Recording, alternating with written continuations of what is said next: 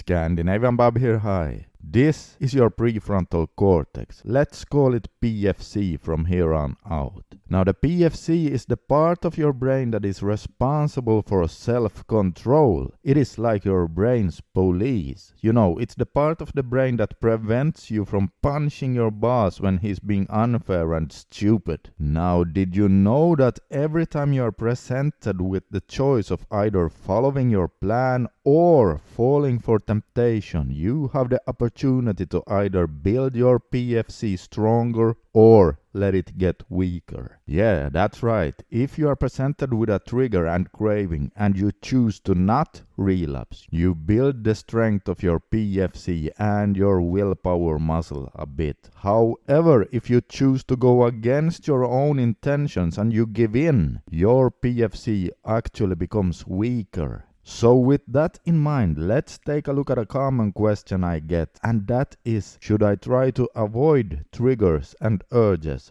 or not? Okay, that's a very good question. You see, some YouTubers say that we have to avoid triggers in order to not relapse, while others say that we have to learn how to handle urges so that we don't relapse as soon as we are exposed to a trigger. So who's right?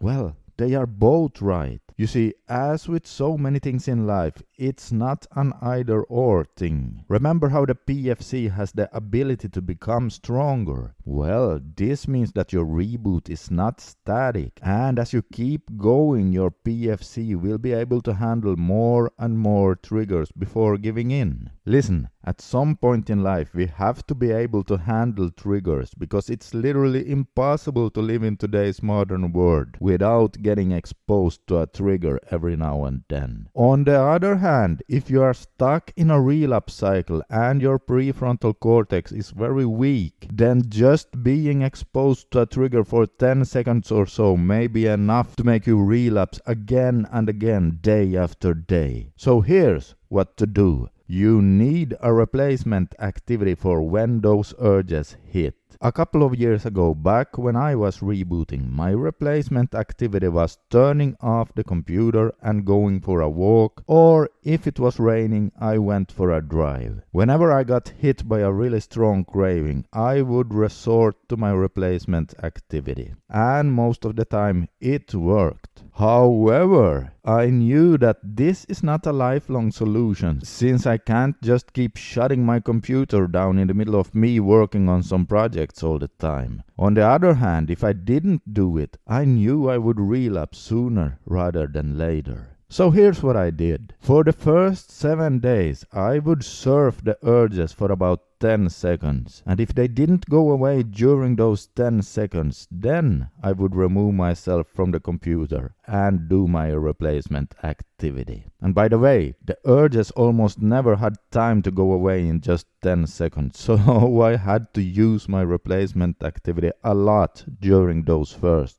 7 days. However, during those 10 seconds of feeling the urges but not feeding them and not relapsing, the PFC already started to get a bit stronger. So from the second week, I increased my urge surfing time to about 20 seconds. Yes, I would then surf the urges for about 20 seconds, and if they did not go away during those seconds, then I would go and take my walk. Now, believe it or not, but some of the time 20 seconds was enough for them to go away. However, most of the time they did not, so I had to go for that walk. But again, this is how I kept building my prefrontal cortex, as I kept adding about 10 seconds or so every week, sometimes a bit more. But I kept doing this until I no longer had to do my replacement activity at all. So as you can see, they are both right. You should avoid your urges and you should also be able to handle them. But it depends on where you are with your brain health.